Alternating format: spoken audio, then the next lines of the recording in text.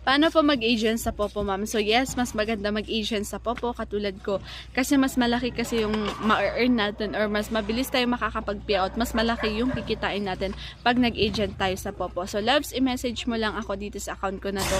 Dapat meron kang Popo account at wala kang agency na sinalihan para masend ko yung link ng agent, mag-a-apply ka. Pag nag-successful siya, agent ka na, i-message mo ko, i-add kita sa GC natin. Para lahat ng tutorials ko, guidance, reminders ko sa GC, pwede mo siyang gamitin sa mga invites mo para hindi ka mag-explain. So, pwede kang mag-content dito sa TikTok, yung content mo sa TikTok, i-post mo din siya sa mga ibang social media accounts nyo like YouTube Shorts, pwede ding Facebook page, okay?